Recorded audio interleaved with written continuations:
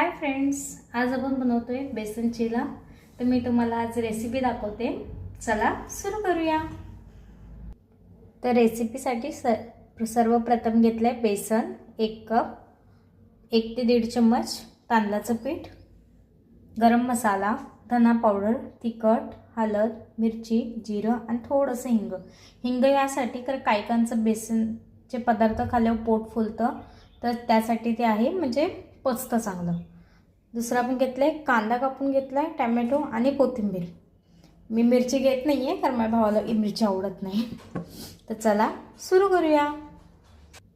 1 cup बेसन घेतलंय, त्यात आपण तांदळाचं पीठ घेतलेलं ॲड करूया।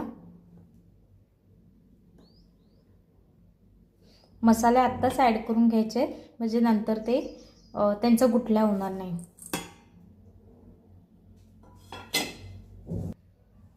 आता त्याच्यामध्ये मसाले ॲड करून घेतलेत आपण, ते आपण असं स्टर करून मिक्स करून घेणार आहोत जरा।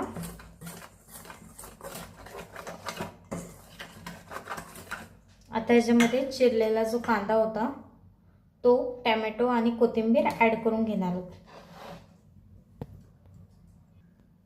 आता आपण यात असंच मिक्स करूया सुकं।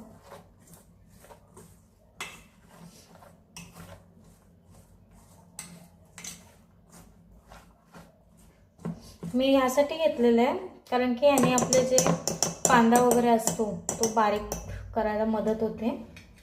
आता यात आपण पाणी ॲड करून घेणार आहोत।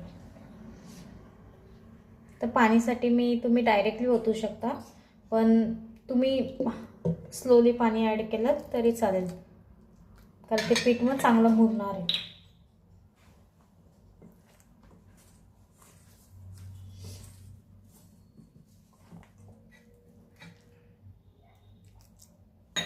जर तुम्ही असं ॲड केलं तर त्यामध्ये गुठल्या तयार होणार नाही।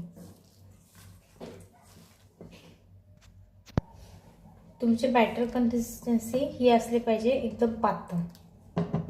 चला आता मी तुम्हाला हे तव्यावर टाकून दाखवते। पॅन आपण खूप छानपणे आता आपण छान पलटून घेऊया।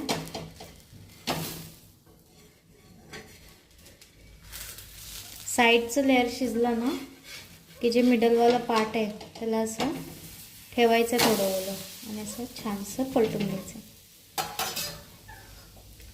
बघू शकता तुम्ही हे किती छान आले, आणि असं थोडंसं नॉर्मल गोल्डन कलर आणायचा, म्हणजे बेसनाचे पोले खूप छान टेस्ट करतात। थँक्यू। हे रेडी झालेलं आहे, तर तुम्ही बघू शकता किती छान दिसत आहे ते। आता मी माझ्या भावाच्या लंचमध्ये मी देणार आहे।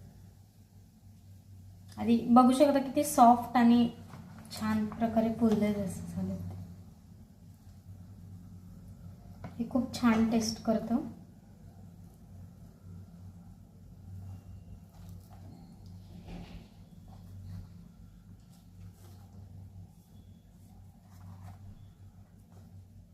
Bye bye.